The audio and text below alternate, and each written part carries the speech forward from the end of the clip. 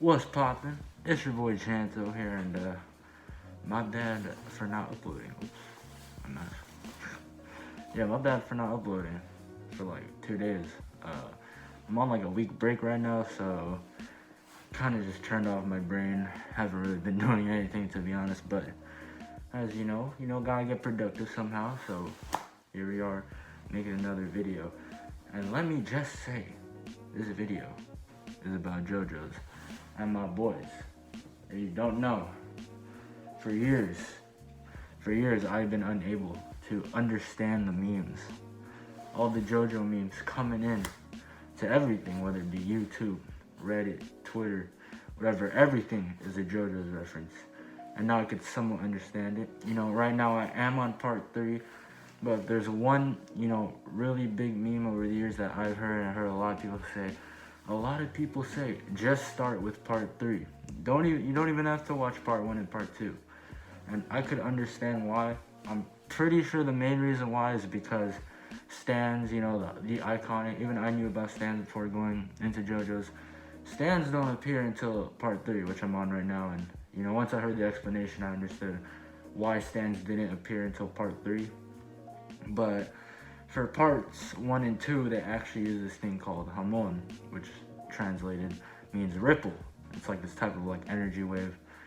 And the first JoJo Jonathan, or the Jonathan, I think it's Jonathan, can't quite remember. Kind of just all call him JoJo, but he learned it from this Italian dude, and that's how JoJo's they all got maxed up in like superpowers and stuff like that. That was the beginning.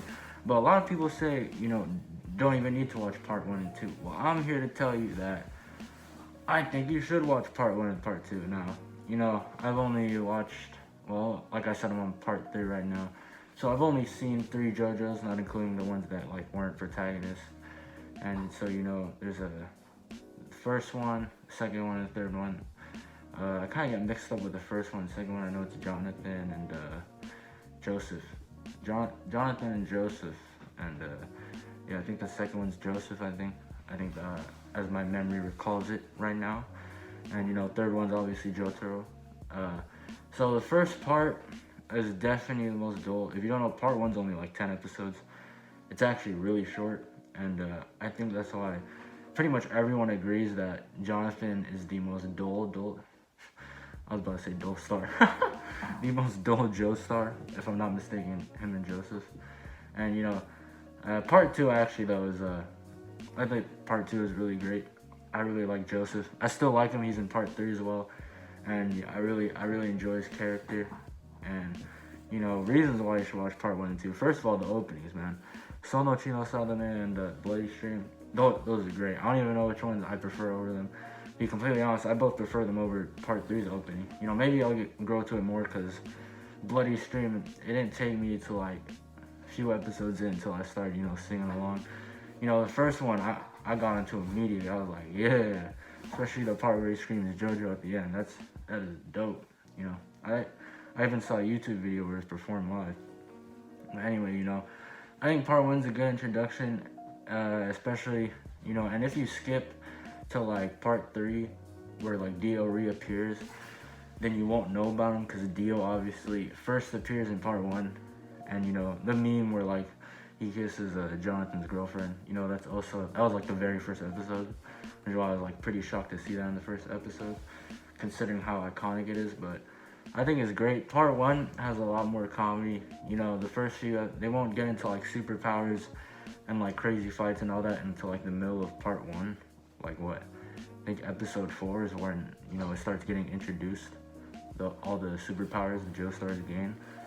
So, the first, 1 to like 3 episodes, it's kind of just like normal. Wouldn't call it like slice of life, because obviously it's JoJo's. It has its own unique style, not only in animation, but like in writing and presentation and animation and all that. So I definitely watched part 1 just for like the introduction to Dio, because I think Dio, great villain, great character. He makes it really entertaining. And Jonathan, he's like an Englishman in like the mid 1800s. He's definitely the most noble like MC archetype, definitely most generic, I'd say. most generic Joestar, which is why I think most people think he's the most dull one as well, which is completely understandable. But I think his motives are like still, you know, his motives are like really dramatized in a way. You know, like I fight for my father and all that type of stuff. Like it's really like dramatized to the point where it almost feels comedic.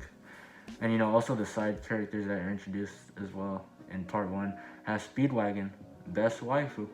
You know, other than Rieri, of course. You know, nothing beats Rieri, but it has Speedwagon, best waifu, and you know, actually, I think Speedwagon is probably my favorite character in like part one, and like second favorite other than Joseph in part two. And you know, I think part two is great as well. Joseph is literally nothing like his grandfather, Jonathan. So you know, they're like nothing like Jonathan's like this nobleman, and you know Joseph don't care. You know, he'd be smacking everyone, no matter who you are. You know what I'm saying? He's a simple dude, but he's funny in that way. And you know, I think part two is definitely more entertaining. I think it definitely has better characters as well, because Speedwagon is also in part two. He's just an old man. But you know, kind of spoilers, but you know, that's what you'd expect when I'm explaining this. But yeah, definitely. So you know, stands might not be in parts one and two, but I definitely think just because it's JoJo's, you know, it's JoJo's. You can't complain with it, you know. So I still think it's a great season. Parts one and two combined into one season. So you know, people say, oh, you know, you could skip parts one and two, and you know, still kind of understand part three. Yeah, that's true. That's definitely true. But I just watched parts one and two anyway. They're definitely entertaining, and you know, I pretty much love everything about them. You know, I don't think part one's like top tier in terms of like anime, to be completely honest. But part two definitely is like top tier anime. You know, part one, I think Dio and Speedwagon make up for like a lot of the weaknesses that Jonathan has as a protagonist. But you know, overall, I definitely recommend both of them. So if you have time, you know, you see all the JoJo's memes, and you know they're saying skip parts one and two. You know, I say don't. You know, overall, it doesn't really affect your understanding too much, to be completely honest. But I still think they're great. It's a great season of anime, it really is. So that's all I have to say. You know, don't sleep on parts one and two. I think they're both great. I think part two is definitely better, but you know, part one definitely has that, you know, a really great introduction to JoJo's as a whole, you know.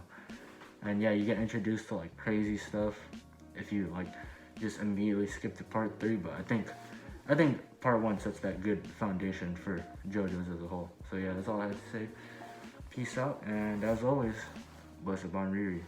See you guys next time.